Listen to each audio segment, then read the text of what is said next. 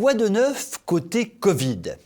Nous pensions tout savoir, que les masques servent et ne servent à rien, que le confinement est utile et inutile, que le vaccin est fabuleux mais peut faire mourir, que le couvre-feu fait couver le feu de la révolte sous la cendre, que l'hydroxychloroquine, qui soigne bien, reste interdite, que nos dirigeants qui ne connaissent rien à la médecine savent tout sur la médecine, etc., etc., etc. Nous pensions donc tout savoir sur le Covid. Erreur fatale, c'était compté sans BFM TV, le média à la mode, et c'était compté sans sa journaliste fétiche Apolline de Malherbe. Connaissez-vous la journaliste Apolline de Malherbe qui officie donc sur BFM TV? Si vous ne la connaissez pas, c'est un péché dont il faudra vous confesser. Alors parlons-en. Si vous la suivez sur Twitter, elle a un pseudo qui décoiffe. Apolline, wake up! Debout, Apolline! Ça swing, c'est branchouille à souhait, c'est destiné à faire oublier ses origines un peu trop au 16e arrondissement.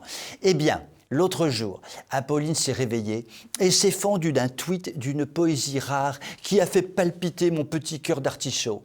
Ouvrez les guillemets.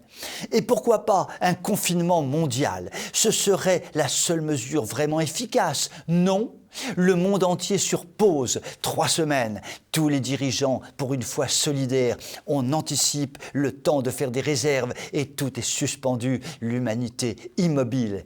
Imagine! Alors, comment dire?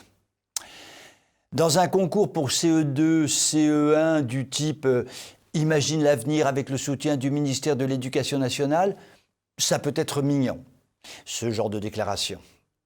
Mais de la part d'une journaliste prétendue grande, sur un prétendu grand organe d'information, enfin BFM, n'exagérons rien, ce n'est pas non plus TV Liberté quand même, c'est carrément grotesque. Imaginons le joli monde d'Apolline.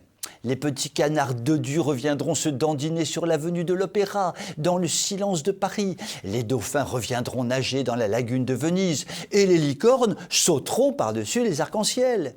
Une fois tous guéris du méchant virus après 3 semaines d'introspection chez soi, à essayer des recettes de cookies au quinoa, tous les citoyens du monde pourront sortir et se donner la main et former une immense chaîne de solidarité qui fera le tour de la planète.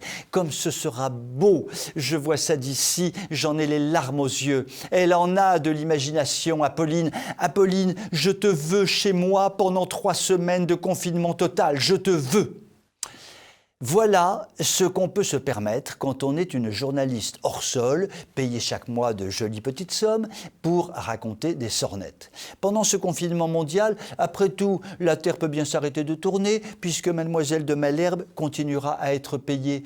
Ce n'est évidemment pas la solidarité qui l'étouffe, l'Apolline, avec les restaurateurs, les hôteliers, les cafetiers, les viticulteurs, les agriculteurs, les professeurs de sport, de danse, de gym, les entrepreneurs du tourisme et de l'événementiel, les directeurs de salles de cinéma, responsables de stations de ski, gérants de théâtre, de musées, d'opéra, etc., etc., petits commerçants. Et je vais m'arrêter là pour ne pas allonger indéfiniment la liste de tous les pauvres malheureux qui n'ont pas la chance de partager le sort d'une journaliste de BFM et qui sont au bord de la faillite.